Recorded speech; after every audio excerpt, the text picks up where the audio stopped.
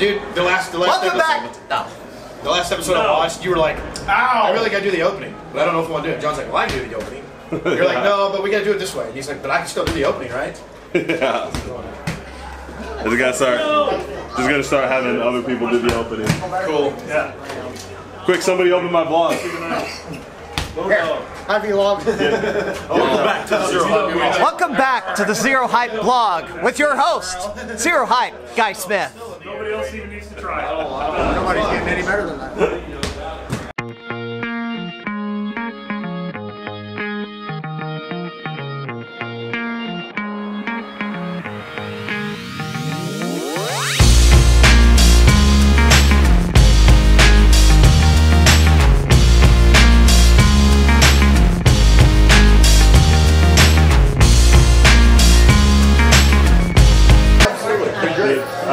I got one.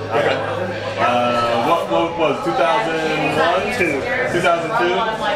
Him and I were feuding.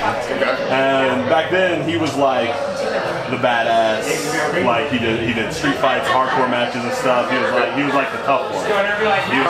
He was taller than all of us. So I wanted to do this. We were like doing was it a street fight? Yeah. Okay, so we were doing a street fight, and I was like the cocky, arrogant one. Yeah. So I wanted to do a spot where like. So what you're saying is nothing's changed. Right. But like we were doing a spot where like I didn't understand how to have street fight. Like I came out with like brooms and like a plastic garbage can, and he came out with like a kendo stick and a real garbage can and stuff. Sign probably. Bum sign. Yeah. But so I had gotten all these. We had backyarding. Okay, of course. Right. Everybody has. Well, I had been backyarding, and I had gone and gotten a bunch of like the brooms at Dollar General. Yeah. And they're so like when you hit them, they just hit somebody with them. So I thought it'd be super funny if he's feeding into me, and I have one of those, and I hit him, and it just like form-fits his head, and he just no-sells it, right? Except so as he's coming in, I take the swing and I come in short. So I hit him like right in front of the head with like the head of the thing. And one of those squeeze mops. Yeah, like so it's like a plastic. And so it hits him in the front, like I hit him with it, and and it explodes. And instantly he starts bleeding, but he stays in the spot, so he just no-sells it. It was the most, because I hit him and just everywhere, and he's just like, and I was like, this is, like I was too happy, you know what I mean? Like I was just, I could barely even like react, because I was just like, this is too perfect. This is amazing. That looked really cool. I remember the slow-mo vividly. He hit me, I went, oh my God! And I looked at Jared, and Jared's got that stupid smirk he has when he just does this thing, but because it was twofold, it was two things. He knew what happened was just fucking hilarious, and he knew I was going to punch him for real. Yeah, real soon.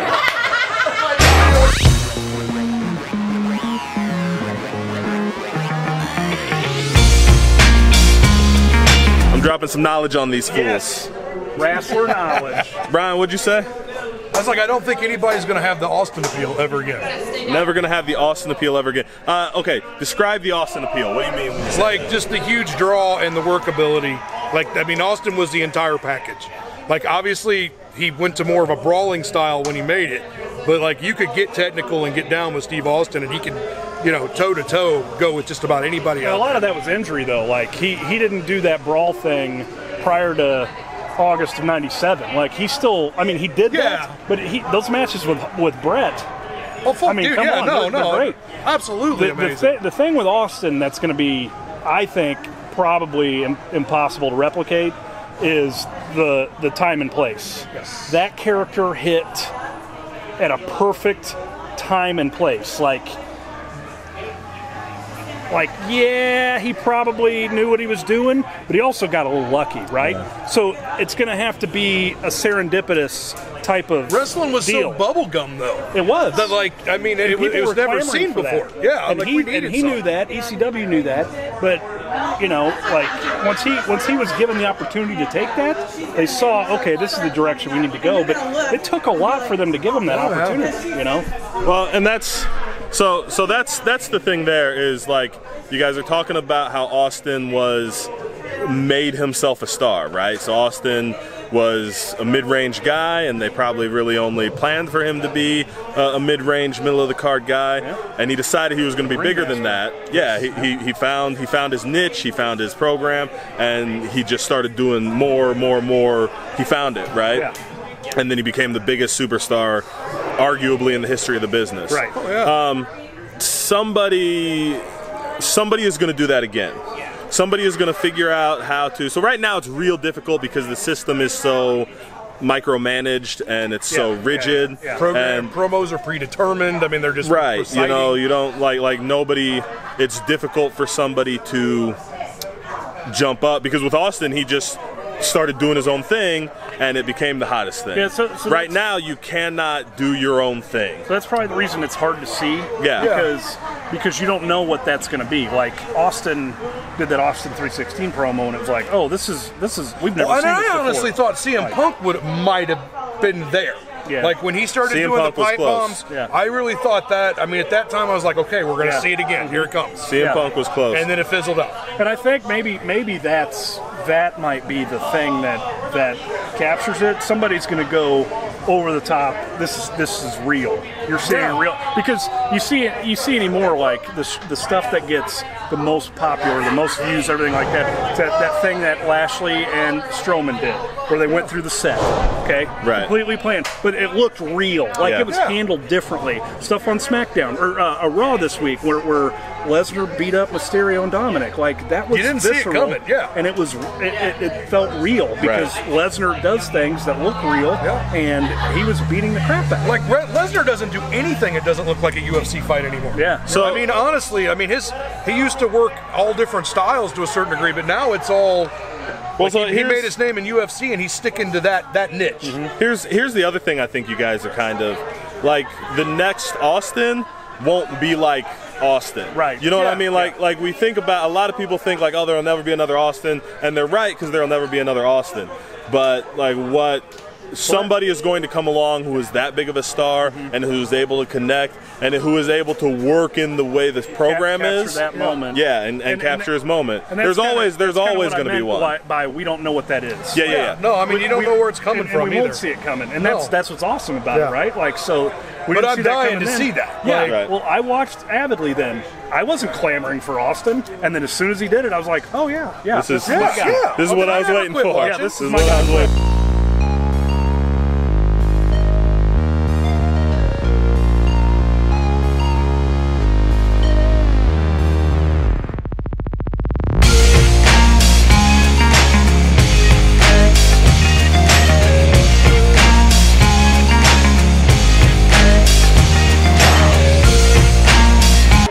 Have much of a chance to talk. See, tonight is Brawltoberfest, so we've got the big Royal Rumble event that we do every year, where everybody is in the match, and so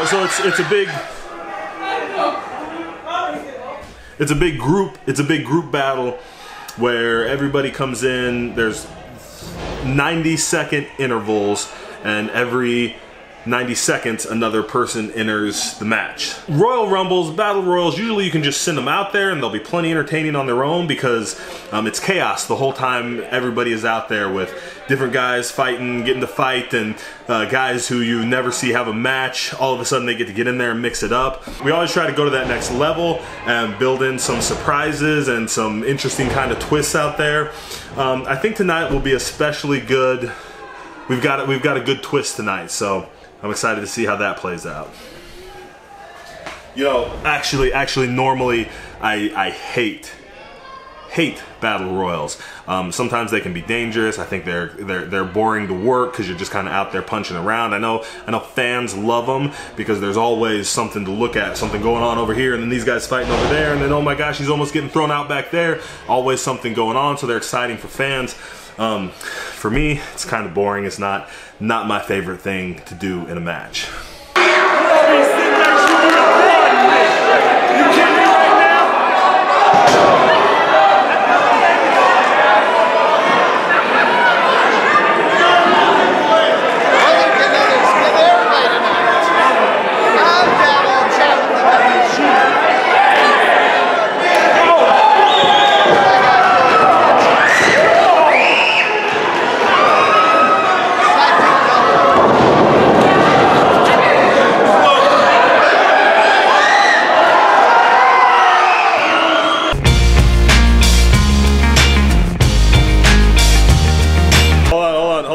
Get in here. Shauna. What's up? Hey, I just Hold on. Hold on. Oh, sorry. Shauna Reed. What's up? Welcome to the Zero Hype vlog. Oh, well, thank you. Finally, it's about dang time. Just back from the Brawltoberfest. Killed it. First woman ever to win the PWA Brawltoberfest or the NMW. You're just the first woman to ever win a Brawltoberfest. How's it feel? Well, it was the first Royal Rumble Battle Royal thing I've ever won, so that's great. Getting to do it with everybody was awesome. Well, this just got serious. Please enter my wife. Still gonna beat your ass though. Yeah. No, you beat your ass. We love it. It's fine. We love it. We love it. It's great. But yes, yes, it was awesome. It was fun. The crowd was into it. Well, hey, congratulations. Thank you. You're such a I'm just always impressed when you show up. You're such a pro. Aw. You deserved it. Aw, I love y'all. Jonesy, What? Of course. your Thirsty. promos, you're something else, man. You're awesome. Well, my head hurts now. I bet it does. It might be I a bet it bump does. headache because it's been like 6 months. So. I believe it. My friend Jaron kicked me in the face 3 times. I don't know what you're talking about.